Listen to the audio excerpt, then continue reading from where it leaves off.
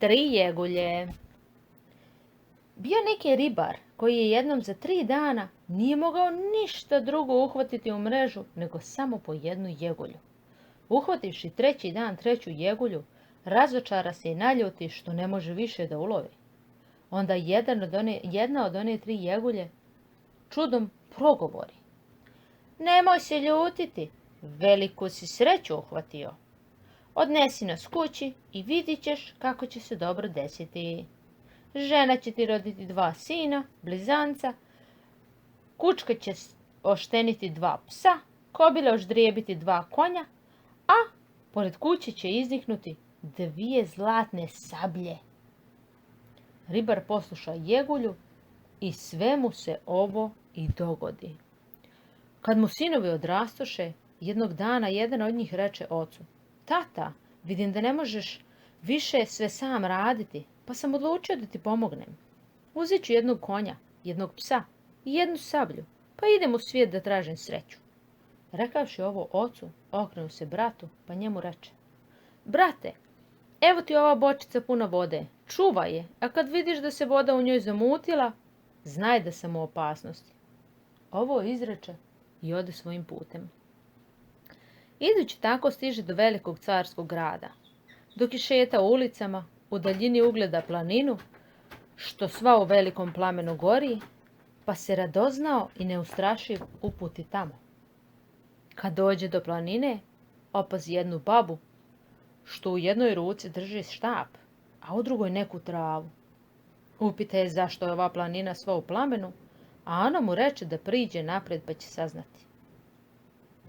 On priđe i baba ga uvede u nekakvu ograđenu poljanu, gdje mnogi ljudi, nijemi i okamenjeni, kao kipovi stoje. Čim je kročio na poljanu, ostadoše i on i konj i pas nijemi i okamenjeni tamo gdje su stali. U istom trenu zamuti se voda u bočici što je ostavio bratu, a brat se odmah spremi i pođe da ga traži. Brat je lutao od mjesta do mjesta, od grada do grada, dok ga sreća ne nanese u onaj isti grad.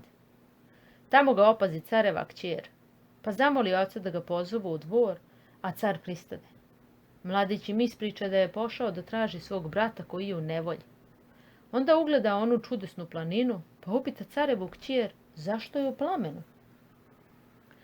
To je vrlo čudna planina, odgovori ona.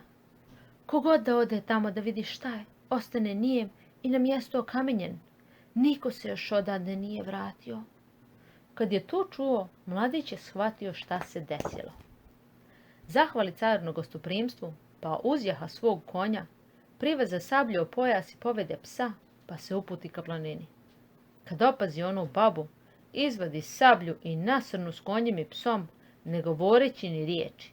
Baba se prepade i poče da viče i moli da je ne ubija. Dovedi mi brata, povikao je. Onda mu baba dovede brata, dodirne ga onom travom i povrati u govor i ožive. Kad se braća vidješe, zagrliše se, pa pođoše kući.